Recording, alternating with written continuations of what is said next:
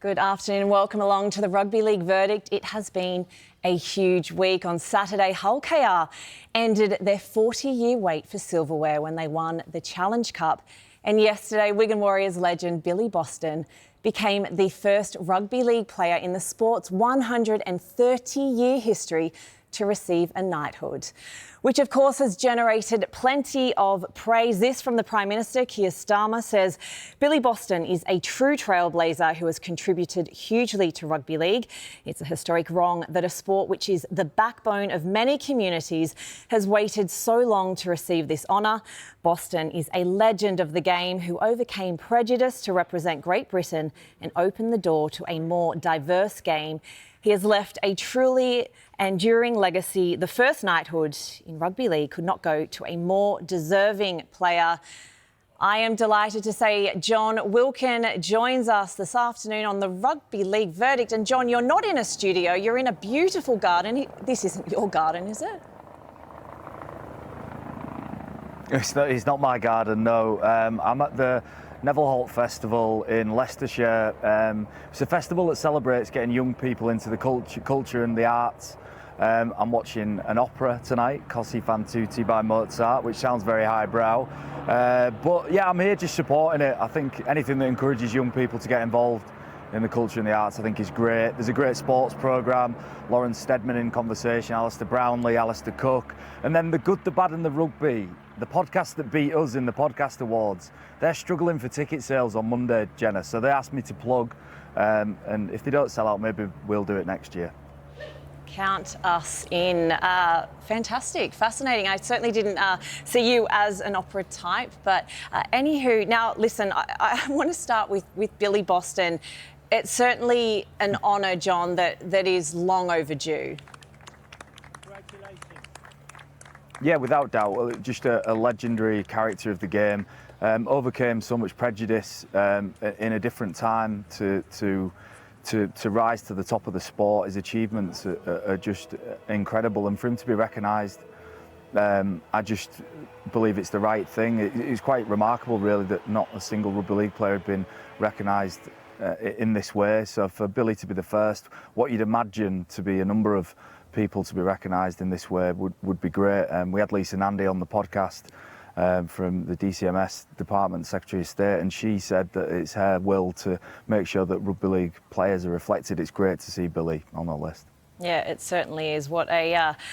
What an absolute rugby league legend and hero he is. I want to turn our attention, though, John, to last weekend at Wembley, where we saw Hull KR get that incredible result in that Challenge Cup final with that come-from-behind win against Warrington. It is their first Challenge Cup win in 45 years. Can you just put into context how big this result is for the sport?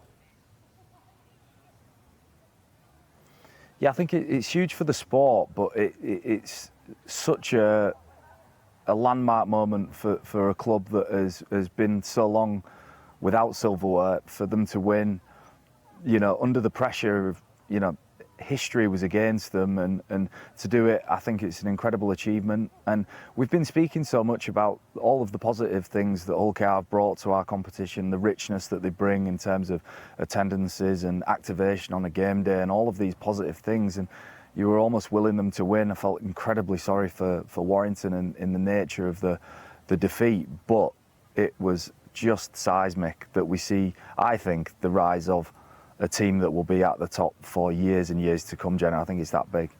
Yeah, we'll certainly talk more about that in a moment. But first, I'm delighted to say that Jez Litton, Hull KR's hooker, joins us this afternoon. Jez, first of all, congratulations. Before we get into the game, can you just try and sum up the celebrations? Because, in fact, I'm quite surprised you're not wearing sunglasses.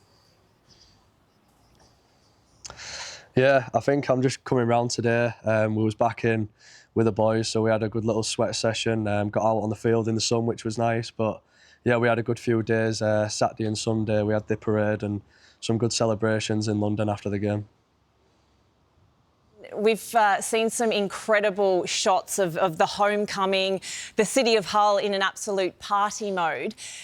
Just to put this into context, our very own Brian Carney, we sent to Vegas earlier this year, he lost his voice. He put that down to the dry desert air. Now, Willie Peters, your head coach, I understand has lost his, he says, from screaming during the match, but a little birdie has told me that the voice departed well after the game concluded.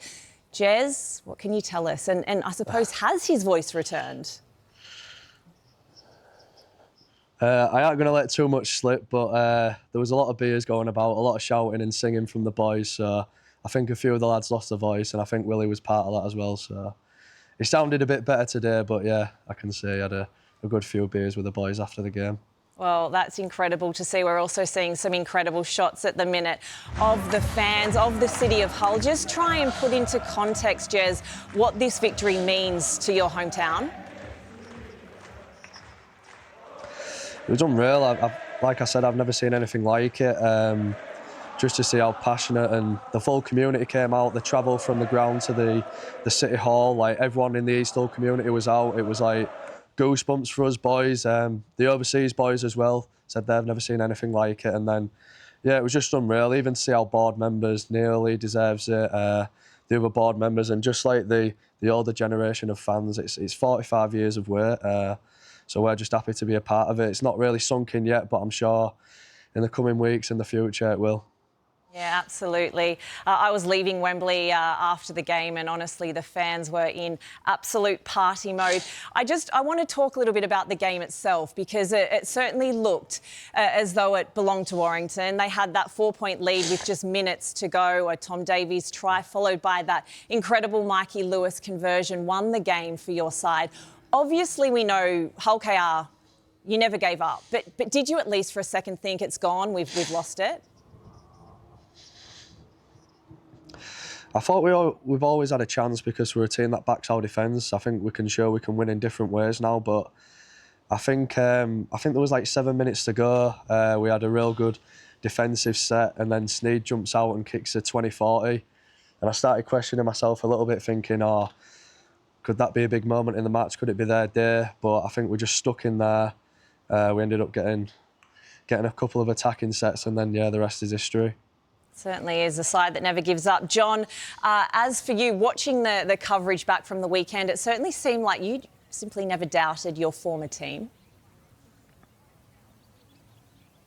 No, I said in the coverage that Hull KR would have to take it to the death and have the patience to take it right to the death, and that's what they did. And Jez has nailed it, really. When you defend like they do, you're always a chance to win games, and you've got to be patient enough to take it to the last minute and take it all the way to that uncomfortable point where you are doubting whether you can get it done.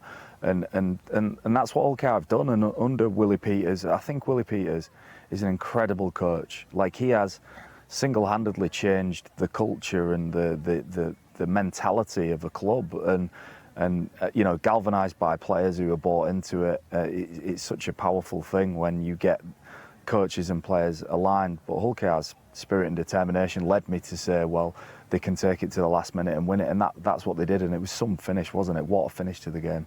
What a finish. We have to mention Mikey Lewis. Jez, just a word on your teammate. I mean, I think it's fair to say that some in the past have questioned whether he could deliver in big moments. But how good was it for you watching your bestie kick the winning points? Do you know what? I was watching it, and when he kicked the goal, and then I saw the fans go crazy in the background, I just had goosebumps. I felt like I couldn't feel my body. I started screaming, and then I was just thinking, Snead short kick-off. So I just tried to calm myself down, because I know he's a master at stuff like that. And then when he kicked the short kick-off and Batch caught it, I thought, yeah, we've got it. But yeah, just from that kick from Mikey, unreal moment, and just to see the limbs from the fans, it was just, yeah, one of the best moments I've ever had on a pitch. Yeah, an end to a Challenge Cup final I certainly will never forget. John, this is Hull KR's first trophy in 40 years. So I'm interested, in your opinion, when does the next one come? Well, very soon. They're in the running for the League Leaders' Shield, well and truly. They're every chance of getting back to the grand final. Now, I think the challenge will be quickly getting back down to earth, following this result, and rightly celebrate hard, but get back on task quickly, because they've got more trophies to win this year. If they knuckle down for the next 2 or 3 months, the League Leaders Shield could be theirs. And that's what I want to see from Hull KR in the next month as a pundit and somebody who watches all the games. Is I want to see their attitude now following a big win, and see how that settles, and see how it matures them, and see how they then have a run into the playoffs and the grand final. And I'm excited to see how that is. Can I just get a word on Elliot Minchella? Like, I've not heard his name mentioned. He didn't get one vote for the Lance Todd Trophy. I just find it incredible. He made 57 tackles. He worked tirelessly, and it just blows my mind that sometimes when we vote, and I think Mark Sneed was a worthy winner, but Elliot Minchella's performance, I stood back in awe really at some of the things he was doing. Yeah, the captain certainly led by example, that is for sure. Jez, I just want to reference a tweet, in fact, that we can see right now that your club put out this week. It's, I suppose, a before and after shot. I want to focus on the before. You're in your West Hull kit. I think you look to be, it must be like under eights. What would that little boy think about what you achieved at the weekend at Wembley? Just a dream, really. A lad from Hull. John knows how big rugby is in Hull, and you grow up and you see like the history of both clubs, and then you just dream, and then for it to come true is just unbelievable. Yeah, can't believe it. Family can't believe it. Just happy to be part of this club, and when you get to do it with your best mates, it's just unbelievable. So, like John said, hopefully it's just a start for us as a team, and yeah, we've got to switch our focus back to the league now, and we've got a big game on Friday night. Yeah, Jez Litton, certainly on fire. Jez, John, thank you both so much for your time on the Rugby League Verdict this afternoon. Well, this week, we can end on some interesting news. Now, the infamous Warrington mascot, Wolfie, has found himself in big trouble once again after receiving a warning for provoking the crowd during a recent Super League game.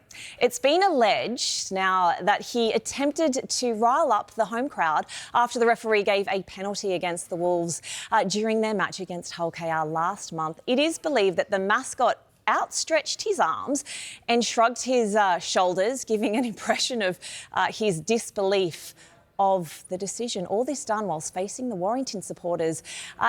Maybe that's the last chance saloon for dear old Wolfie. We will have to see. Round 14, what will he be capable of? There are the fixtures. Every game live for you on Sky Sports. We'll see what Hull KR, the Wembley champions, can do. They are in action on Friday. And the bench, you heard John mention it a couple of times there. This is our podcast. You can hear some never told before tales by the owner of Huddersfield Giants, Ken Davey, on the latest episode, which is available to download right now.